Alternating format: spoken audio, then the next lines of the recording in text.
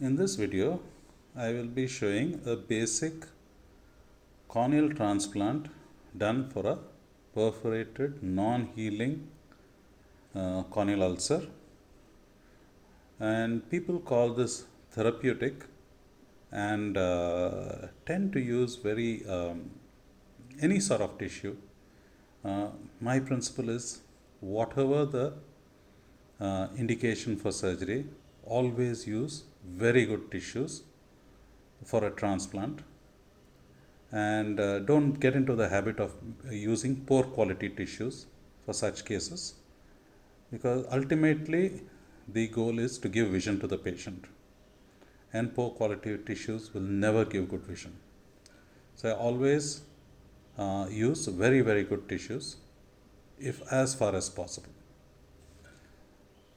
So initially I have taken actually a 9.5 millimeter Trifine, and the important principle of any corneal ulcer one has to follow are the basic principles of surgery.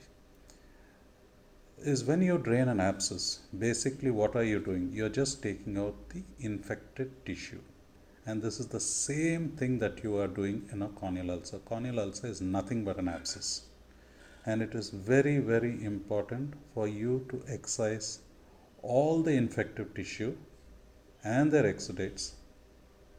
And believe me, 100% of the time you will never get a reinfection if you follow these principles. And here I have excised everything. I have excised the whole diseased tissue. I then will concentrate on looking for any exudates. There are none here. And look at the tissue I am using. And the other highlight of this surgery is look at that mature intumescent cataract. It is so tempting to remove it. Never ever remove a cataract when you are doing a transplant for an infective cause.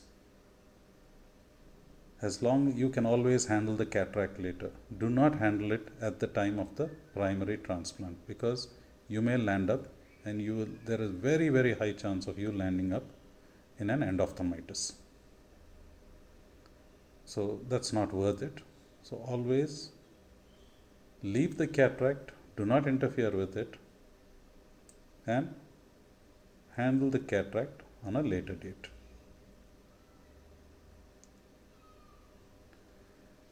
And here the first suture is always the most difficult to put because the tissue is so mobile. And then once you have done that, just opposite to this you put your other suture, and the first 4 cardinal sutures basically makes up 80% of your astigmatism. Remember that. And these first 4 sutures may have to be replaced. Always be prepared to replace these sutures if you find that they are not well put. And my usual method of tying is 3-2-1. You can also do a 2-2-2, and at the end of the surgery always bury the knots.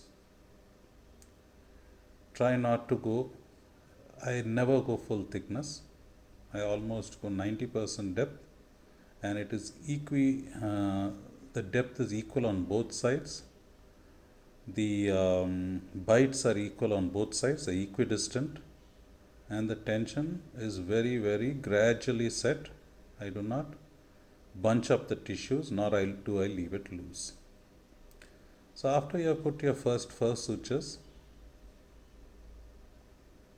always assess, and if any suture needs to be removed and replaced, do it at this time.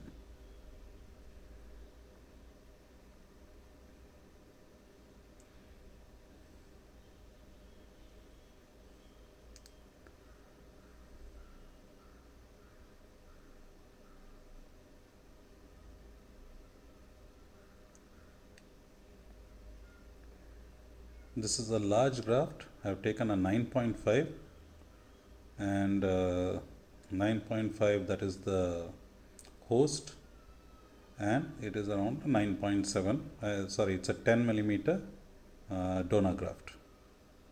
Once I cross 9, I always take in 0.5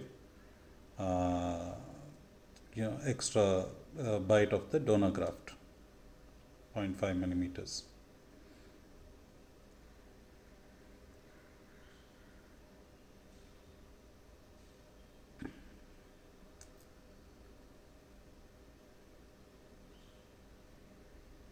I love suturing with air in the anterior chamber. The air serves many purposes. One, it will highlight if the suture is very tight.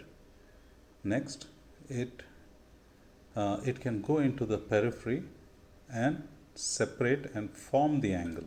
So important in these therapeutic cases to form the peripheral chamber. It's not enough that you have a good central AC. It's very important that you have a good peripheral anterior chamber in order to avoid secondary glaucoma.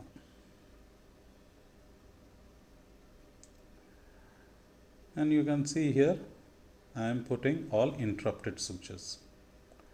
In all therapeutic or whenever I am dealing with infection, it is better that you put interrupted sutures just in case any area of the graft shows a reinfection. You can remove the sutures and replace it. If you have a continuous suture, it becomes difficult to do this. At the end of the surgery, just bury all your knots, place in some atropine and close. Thank you very much for watching.